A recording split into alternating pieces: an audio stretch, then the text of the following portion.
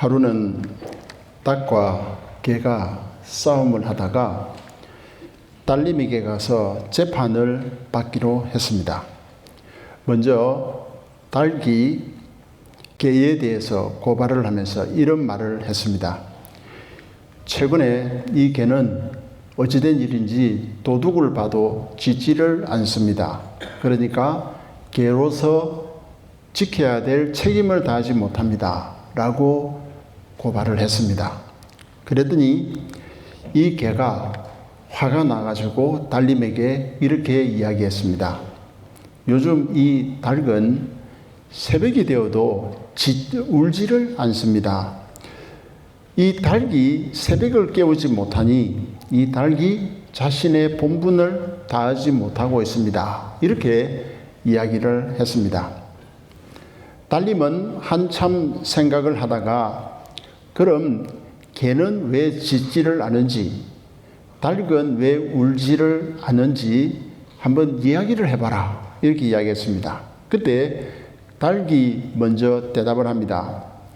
내가 새벽마다 우는 이유는 사람들을 깨워가지고 아침에 식사도 하고 또 출근할 준비를 해서 직장에 갈 수 있도록 하기 위해서 내가 우는데 요즘은 집집마다 시계가 다 있어가지고 우리 주인 마님을 도와주는 그 도우미도 시계가 다 있고 모든 사람들이 다 스마트폰이니 뭐 이런 걸 다 가지고 있기 때문에 닭이 울 이유가 없어요. 내가 울어본들 내 몸만 아프고 그래서 나는 울지 않았습니다. 이렇게 이야기를 합니다.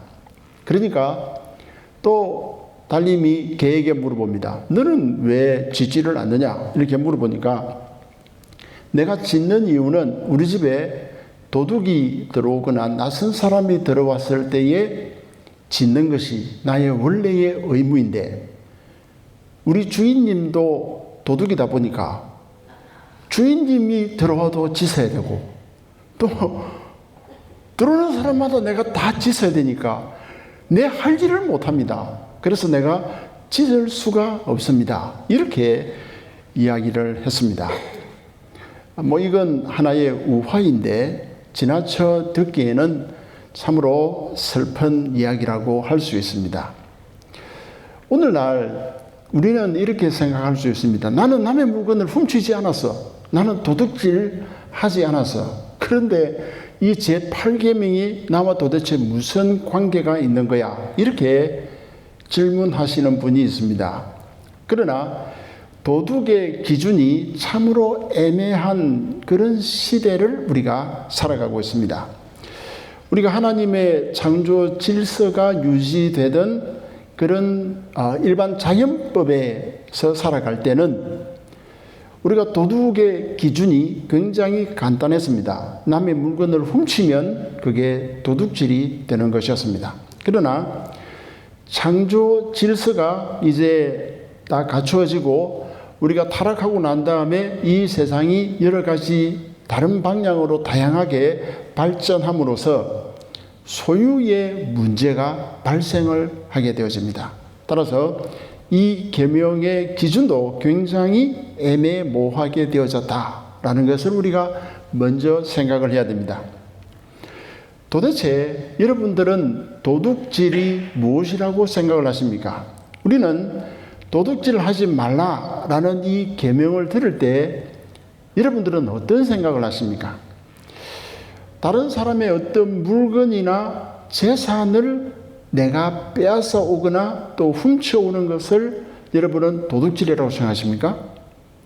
성경은 도둑질을 그렇게 처음에는 정의하지 않았습니다. 제일 먼저 우리 성경이 도둑질을 어떻게 정의를 했느냐면은 인신매매를 금지하는 명령이었습니다. 인신매매.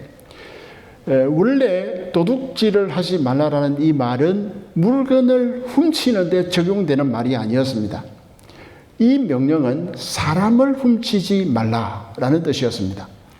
사람을 훔치지 말라라는 이 내용이 성경의 두 곳에서 소개를 하고 있습니다. 먼저 출애굽기 21장 16절 한번 읽어보겠습니다. 시작. 사람을 납치한 자가 그 사람을 팔았든지 자기 수하에 두었든지 그를 반드시 죽일지니라.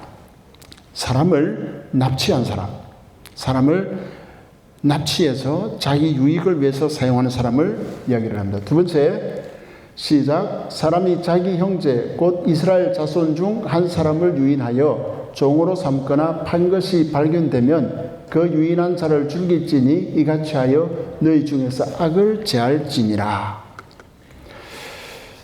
그러니까 성경이 말하는 도둑질은 사람을 훔치는 것을 원래는 이야기를 했습니다.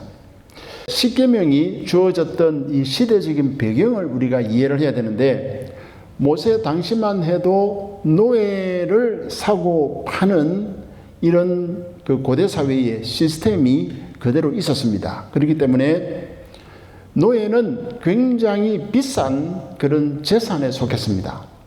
오늘날도 흔히 한 번씩 이런 뉴스가 나옵니다. 어떤 그 미성년자나 혹은 어떤 여성을 납치를 해가지고 뭐 술집에 팔았다, 이런 뉴스를 우리가 종종 듣지 않습니까?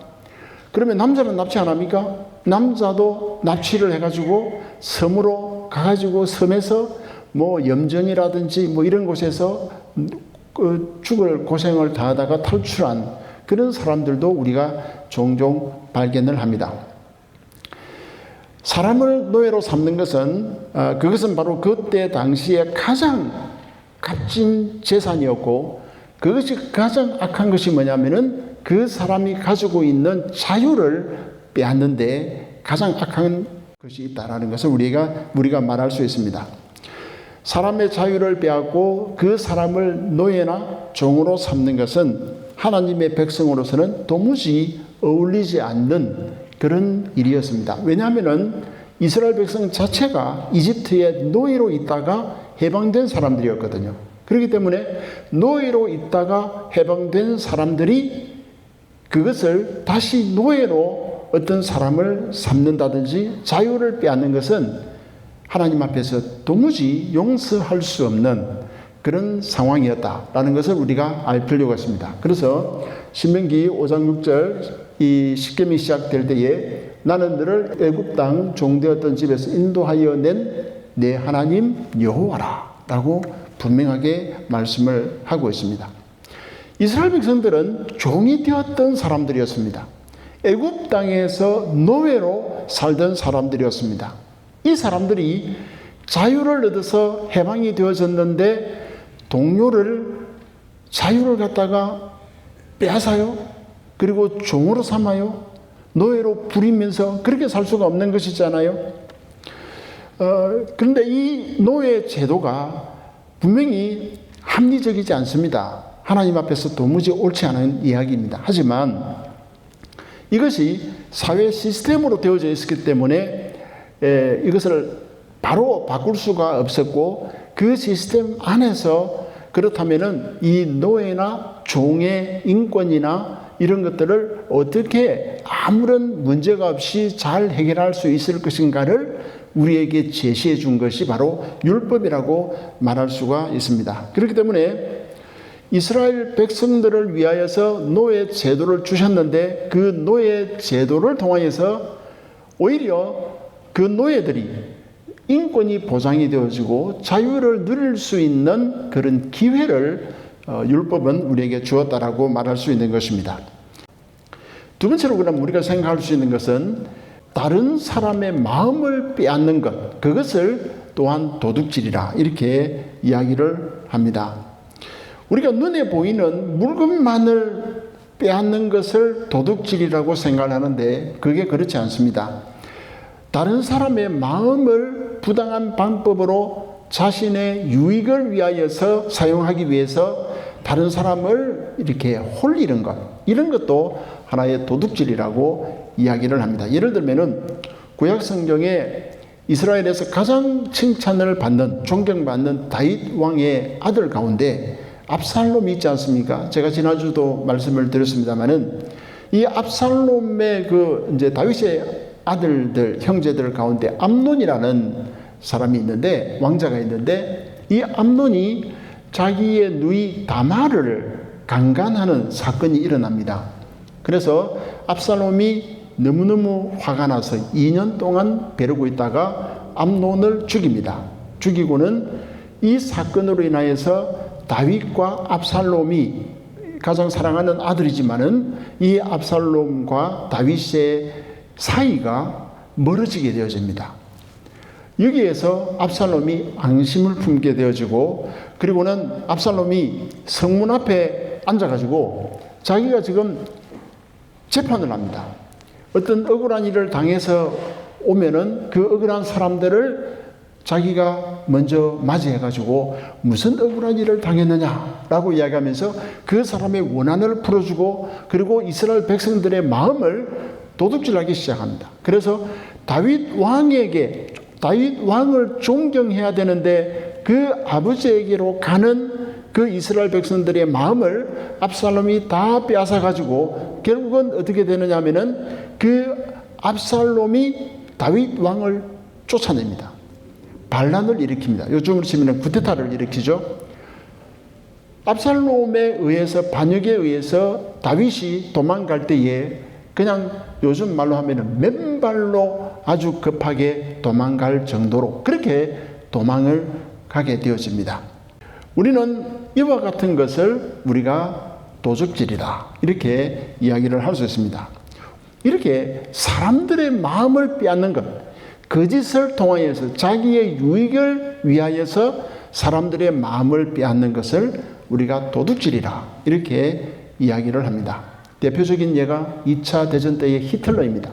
여러분들이 BBC의 유명한 다큐멘터리가 아주 유명하지 않습니까? 거기에 2차 대전 이런 히스토리 채널을 한번 보십시오. 보면은 히틀러가 연설하는 장면을 보면서 저는 이 세상에서 어느 부흥사도 그렇게 말을 잘한다고는 저는 생각하지 않습니다. 히틀러, 무솔리니, 스탈린, 그리고 북한의 김일성 얼마나 연설을 잘하는지 모릅니다. 선동가들. 그들의 스피치는 굉장합니다.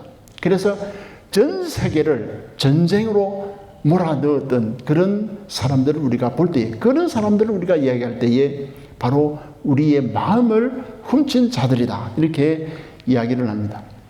또 한 가지는 속임수로 이익을 취하는 그런 상거래, 비즈니스를 이야기할 때에 우리가 이것을 도둑질이라 이렇게 이야기를 합니다.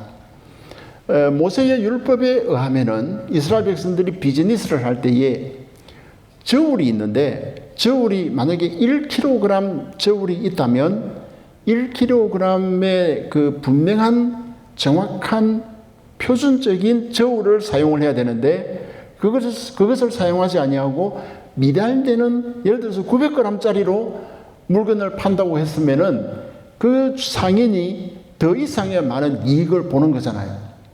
예를 들어서 포도주를 판다고 했을 때도 포도주가 뭐 몇 년산이 가장 좋다 그러면은 그것이 좋은 그 비싼 가격으로 팔려야 되는데, 그렇지 않고 뭐 1년짜리, 2년짜리를 가지고 그 이상의 폭리를 취한다든지 이런 것들을 이야기할 때에 이야기를 하고 있습니다. 그래서 이런 거짓적인 상거래를 엄격하게 율법은 금하고 있는 것입니다.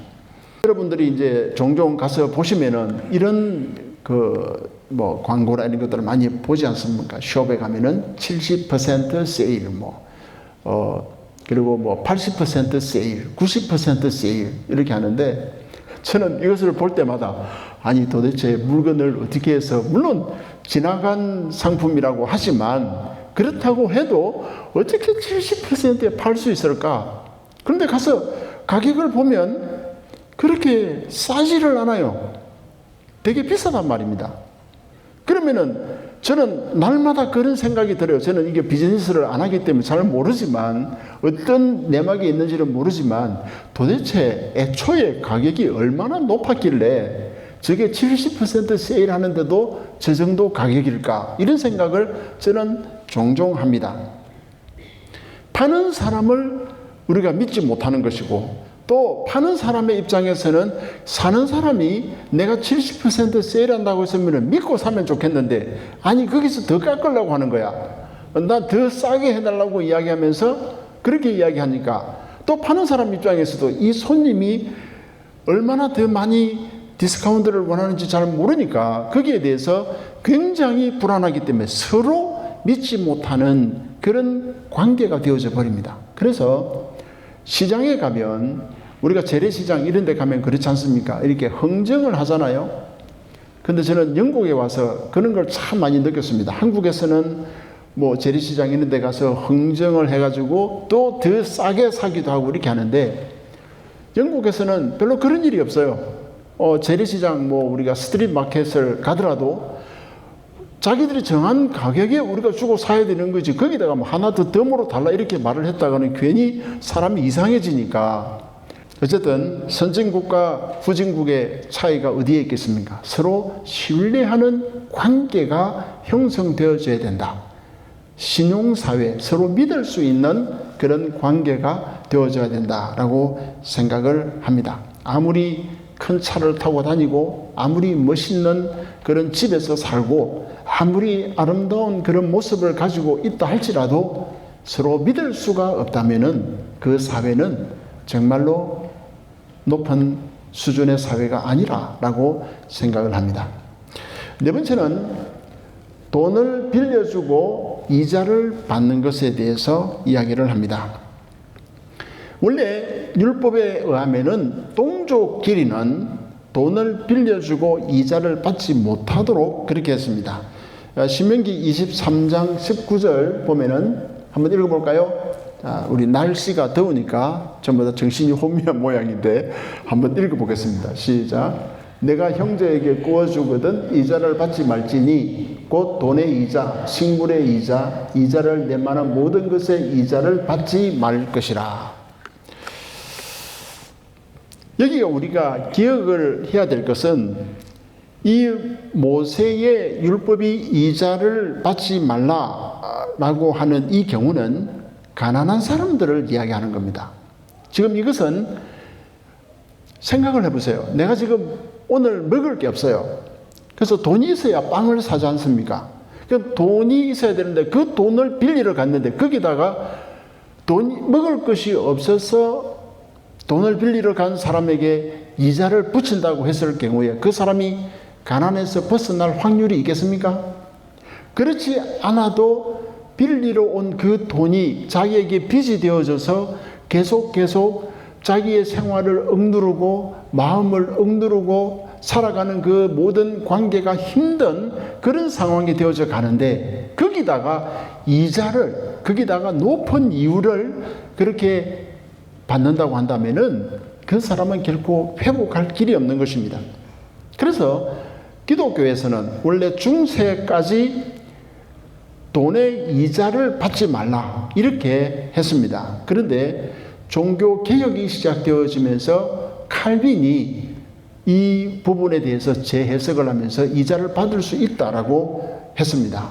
왜냐하면은 투자를 하여서 이윤을 창출한다든지 혹은 물건을 사서 그것을 팔아서 이윤을 창출하기 위해서는 그 상거래를 통하여서 나오는 이익이라든지 그런 이자는 받을 수 있다라고 했습니다. 그러나 단 조건이 너무 과한 이유를 붙이지 말라 이렇게 칼빈이 이야기를 했습니다.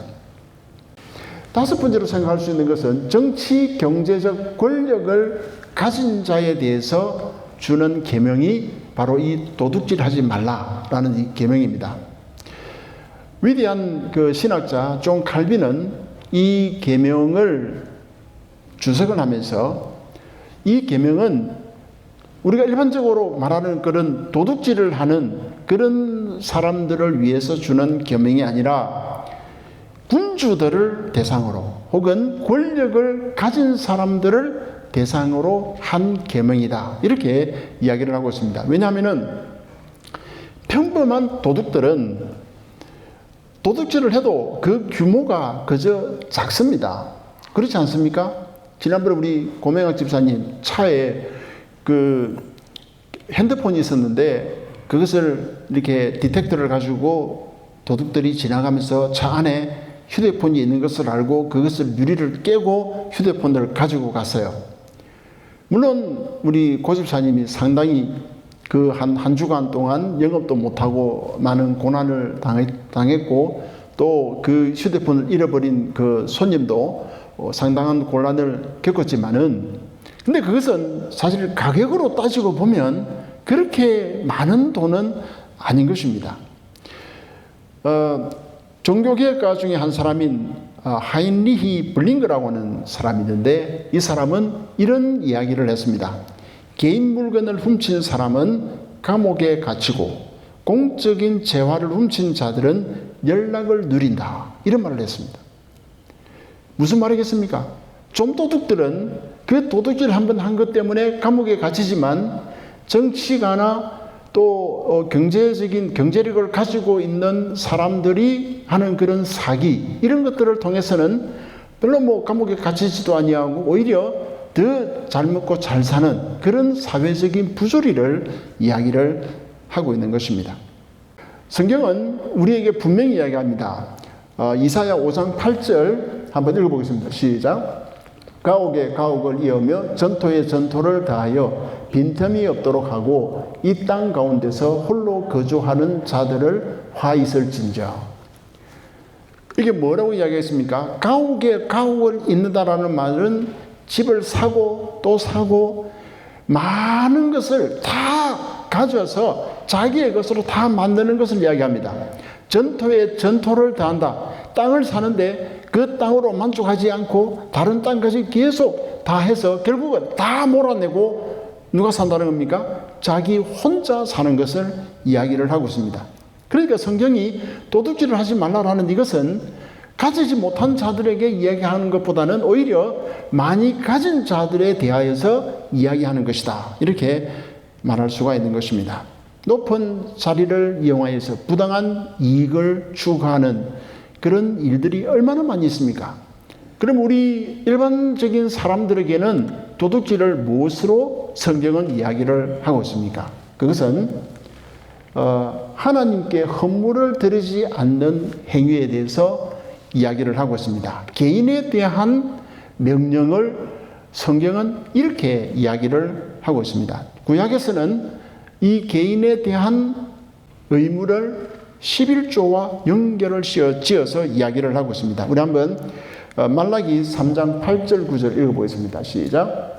사람이 어찌 하나님의 것을 도둑질하겠느냐? 그러나 너희는 나의 것을 도둑질하고도 말하기를 우리가 어떻게 주의 것을 도둑질하였나이까 하는도다. 이는 곧 11조와 봉헌물이라. 너희 곧 온 나라가 나의 것을 도둑질하였으므로 너희가 저주를 받았느니라. 이건 지금 바벨론 포로로 잡혀간 이스라엘 백성들에게 한 말이지 않습니까? BC 586년에 바벨론에 의해서 남유다까지 멸망을 당합니다. 그리고 그들이 바벨론으로 포로로 잡혀갔는데, 바벨론 포로로 잡혀간 이유가 뭐냐면은 이것은 꼭 어떤 물질적인 헌금 11조 이것을 이야기하기보다는 그들이 하나님에 대해서 마음이 떠난 것을 이야기를 하고 있습니다. 하나님을 올바르게 섬기고 하나님을 올바르게 사랑하고 이웃을 내 몸과 같이 사랑하는 자라고 한다면은 그것은 바로 나의 프라이어리티, 나의 우선순위가 어디에 있는 것인가를 분명하게 해야 된다는 것을 이야기를 하고 있습니다. 우리가 성경에 보면은 11조에 대해서 이야기가 나오는데, 이 11조는 첫 번째는 레위인을 위한 것이었습니다. 레위인들에게는 땅이나 기업, 그러니까 비즈니스 할 수 있는 그런 것을 주지 않았습니다. 나머지 12지파에게는 주었지만은 레위 지파에게는 아무것도 주지 않았습니다. 그리고 이 11조를 사용할 수 있는 그런 그 사용 범위에 대해서 말하기를 이스라엘 사회 안에 있는 객과 고아와 과부, 불쌍한 자들, 그리고 레위인을 위하여서 사용하도록 그렇게 정해져 있었습니다. 레위인이 11조를 통하여서 생활할 수 있는 그런 이유가 어디에 있습니까? 그것은 바로 레위인들에게는 하나님의 말씀을 섬기고 백성들을 율법을 가르치는 일을 해야 되기 때문에 그렇게 했던 것을 우리가 알 수가 있습니다.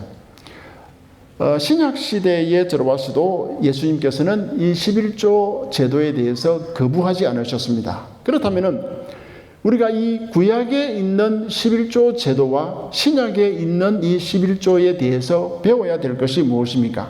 그것은 바로 오늘날 이 11조를 통하여서 교회가 운영이 되도록, 교육자가 생활을 할 수 있도록, 그리고 가난한 자들이나 선교 사업을 위해서 사용되어질 수 있는 그런 재정이 있어야만 이게 돌아가기 때문에 거기에 대해서 성경은 우리에게 말하고 있는 것입니다. 우리는 성경을 볼 때 이 11조가 아브라함으로부터 시작하여서 그 다음에 야곱에게 이어지고, 그리고 야곱에게서 통하여서 계속 전성되어져 내려오던 11조가 모세에 의해서 율법으로 이렇게 우리에게 소개가 되어졌습니다. 만약에 이 구약의 11조라고 하는 이런 개념들이 필요가 없다고 한다면은 우리 예수님께서도 거기에 대해서 부정적인 그런 말씀을 하셨을 것입니다. 그러나 우리 예수님께서는 11조에 대해서 3번 정도 이야기했는데, 마태복음 23장 23절에 보면은 우리가 잘 아는 말씀이 있습니다. 우리 한번 함께 읽어보겠습니다. 화 있을진저 외식하는 서기관들과 바리새인들이여, 너희가 박하와 회향과 근처의 11조는 들이되 율법에 더 중한 바 정의와 긍휼과 믿음은 버려도다. 그러나 이것도 행하고 저것도 버리지 말아야 할지니라. 11조를 하는 것에 대한 그 행위만을 이야기하는 것이 아닙니다. 여기 보면 분명히 뭐라고 얘기했습니까? 여기 보면은 그 정신도 버리지 말아야 된다, 이렇게 이야기를 하고 있습니다. 도둑질 하지 말라라는 이 계명, 이 도둑질 하지 말라라는 이 계명은 제가 여러분들에게 말씀드렸는데, 인신매매를 하지 말라라는 그런 말씀이라고 제가 말씀을 드렸습니다. 부정적인 그런 마음, 자기의 유익을 위하여서 다른 사람의 마음을 빼앗는 것, 그것도 또한 도둑질에 들어간다라고 말씀을 드렸습니다. 우리는 이 도둑질 하지 말라라는 이 계명을 통하여서 저는 인생의 원리를 발견할 수 있다고 생각을 합니다. 왜냐하면은 우리가 성취하는 인생을 살고 우리가 성공하는 인생을 살기 위해서는 하나님께서 우리에게 주신 삶의 원리대로 살아가는 것이 저는 중요하다고 생각을 합니다.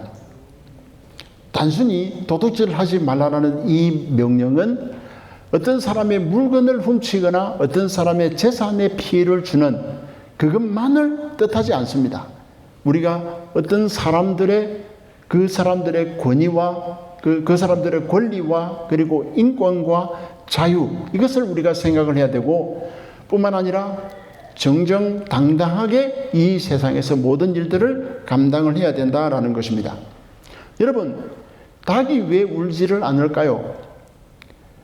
개가 왜 짖지를 않을까요? 하나님 앞에서 우리가 진짜 해야 될 일들이 무엇인가를 우리가 한번 생각을 해야 됩니다. 제가 제일 마지막에 우리 모두가 이 도둑질 하지 말라는 정치 권력이나 가진 사람들에게만 해당되는 것이라고 이야기를 했는데, 그게 원래 그 정신이라고 이야기했지만은 성경은 우리 개개인에게는 11조에 대해서 이야기를 하고 있습니다. 제가 여러분들에게 11조에 대해서 이야기하는 것이 얼마나 불편한지 여러분 잘 아시죠? 제가 헌금에 대해서 말하는 것이 너무너무 불편합니다. 하지만 저는 여러분들에게 이 설교를 준비를 하면서 일주일 동안 제가 고민을 했어요. 도대체 내가 이것을 어떻게 이야기를 해야 될까? 결국은 제 이야기를 할 수밖에 없습니다. 저는 우리 아이들을 기를 때에 아이들에게 어릴 때부터 11조에 대해서 제가 이야기를 했습니다.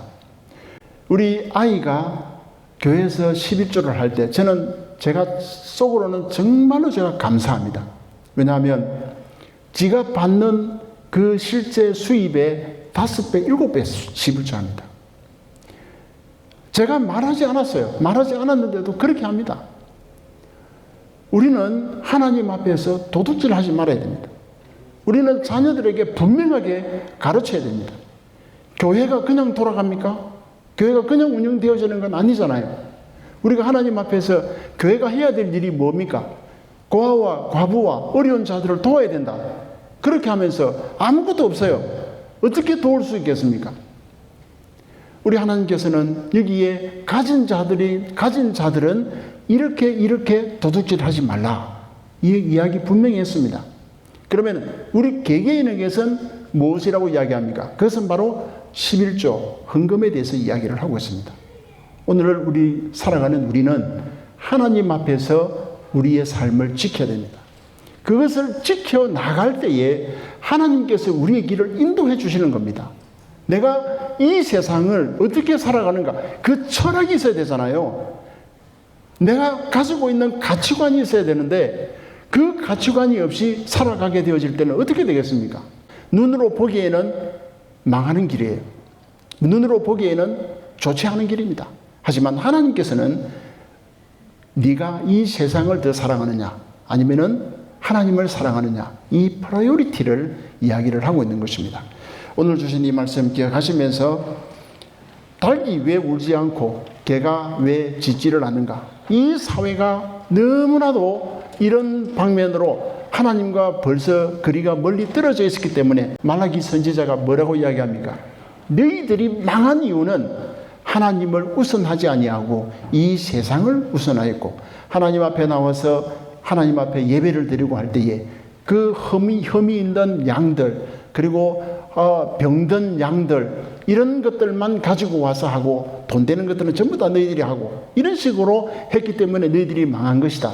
이게 물질적인 이야기가 아니잖아요. 이것은 바로 그 나라를 망하게 하느냐 흥하게 하느냐라는 것, 그런 그 중요한 문제를 이야기를 하고 있는 것입니다. 여러분들의 개인이 하나님 앞에서 온전하게 성장하고 발전하기 위해서는 우리가 어떤 신앙의 정신, 어떤 생각을 가지고 살아가는가가 굉장히 중요하다는 것을 기억하고 한 주간도 믿음 가운데서 여러분의 프라이오리티를, 우선순위를 하나님 앞에, 하나님의 말씀 가운데 두는 여러분들의 삶이 되시기를 주님의 이름으로 축복합니다.